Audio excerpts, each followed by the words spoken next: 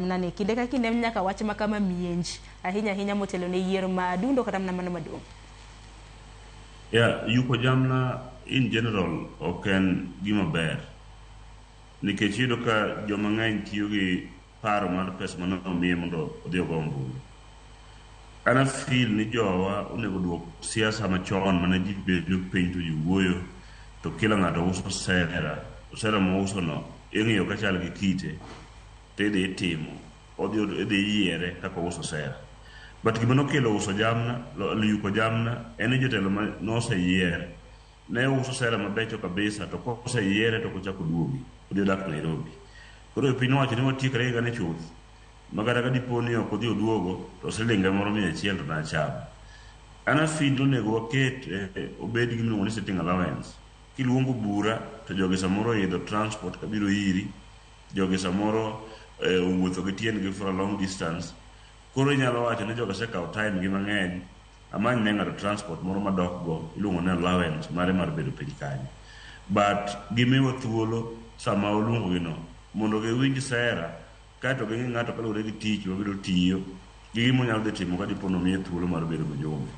Gima osekelo tabu en mana mawinjo ka osiepna wacho ni nitie joma tiyo gi pesa gi marufuku, nitie joma samoro moseyier mabende ong'e yoregi maginuang'o pesa tije kuonde magitiyego, to jomoko bende luoko pesa. Koro in ithagori manyo mari ka jombuta manyo mare to ng'ama luoko pesa obiro gi pesa moseluoki. Koro ng'ani yiero kaluwore gi pesa moluoko ng'eny mani okelo kanyo to king'iye to ok onyal timo tich ma samoro jombuta nyalo timo kata ma Newton kata nyalo timo. Koro feel ni jowa ma jopiny mawinjowa kawuono wagoro kwano kuom joma wadwa yierogi ni to ng'ani ka wayiere be nitie gi development idea kama entiere miyiere godo no. To ka en gi development idea to ka dipo noseyiere bo onyalo kelo jowadgi bende gichungo te kech iyudo ka sani for example ajoema wan gi screen ka ouso sera ne kaka odhi tiyo ne joka Sipul, auso sera na kaka odhi tiyo ne joka Sipul, ng'ama chiel bende uso sera ne, which means ni sera temo wauso ok wauso sera mar nego ng'ato kata mar timo gima rach. Wauso sera mana mar dongo thurwa gi pesa mathin minyalo miwa gi sirikal to gi mathin mwanya nwang'o from other regions makoro are not part of the government kaka natiyo gi non-governmental organization. Nitie manyalo yudo from government, gima dhi yudo from my non-governmental. Koro kariwo kito wanyalo timo gimoro. Koro ka jo nitiere gi paro machalo gi mar ogada to ogada emo yier talunga jo wabedo go piny tako ni paro manyien kucha kelo wamede gi mara mondo wa implement gikane wawacho ne jo piny ka mondo watine jowa. To ka jo emo yude for example to luonga no ogada paro manyien wacho mane sera mane uso ka ne ok wan enemies bwabed piny konya paro kaka wadhi timo gi mae gima nwang'o treasury marwa mar assembly mar constituency to gima ne wakono jopiny to yengo ma ere kwa nyalo bedo together mondo wakel paro kech for example ka Sipul ka nigi gik mang'eny kabisa mpudore mheshimiwa notimo other things nitie mapok notimo kwa dwa ng'iyo gimoro ka education ere kwa nyalo keto library in all our schools mondo wang'e ni to ka jo okelo buge adi gi computers adi from his own way to gado kelo gima kama to wagero thurwa. Koro aparo ni yuko jamna to is not the best way. Jowa understand ni kaponi wamiyo gi gimoro matin to wamiyo gi sitting allowance luongi ni mondo wabuko ni mbaka koro idok nyaka mi fare midokgo.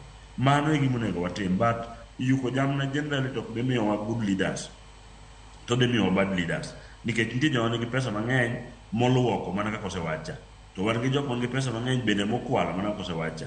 Jogi gin kiyiero gi to nyaka gidog gikawo pesa gi giduoke ofukugi kech samoro ne giyudo gi yo mopogore. Koro an akwayo hayo maber kech aneno ka sa ng'eny ne jowa duto tem madhi chung' e kombe moko midhi lar e Luo Nyanza kata Kenya mangima ni wabed gi paro mar gero thurwa, kik wabed gi paro mar kwalo thurwa. And ji temo chung' madhi dwaro kombe gi tebe gin wetewa to gi nyiminewa. Gima wadwaro en mana ni wa apply tich ni mondo jopiny omiwa. Koro ng'amang jopiny odhi oyiero mane ng'ama okalo interview manyomiwa ni jo applicants modong te giromo bedo wabunge mane gima wacho pile ng'ata mosechung' madhi tuwe pesa oromo bedo MP.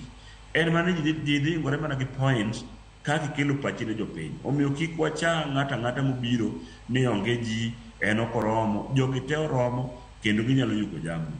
Koro akwayo hayo maber ni ji temo chung' ajomo osiepna ma jadalawa akwayo ni hayo maber e yiero mabiro to in bende kwana hai maber e yiero mabiro mondo ng'ama oyombe kindwa mane mbunge ma Kasipul.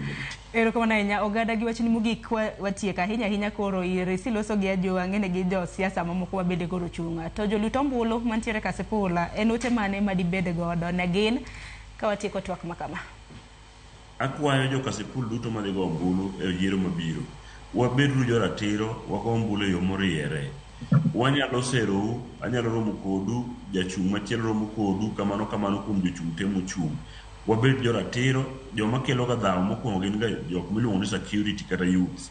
Kik ukel dhaw nikech wan joma ochung' to waromo kendo wachiemo kendo wamadho chai. Waket kwe obed namba achiel, waherre uru, wabed gi jaloch achiel ma Nyasaye dhi miyowa. Koro akwayo hai maber ne od bura ma jo Kasipul te ni waikore ne yiero gi kaw piny mar Kasipul gi keto lwet Nyasaye gi lem ne piny mar Kasipul e yiero mwadhieni mondo Nyasaye odhi okonywa e chung' e yiero mabiro. Akwayo ne ge maber. Erokamano ahinya Newton Ogada.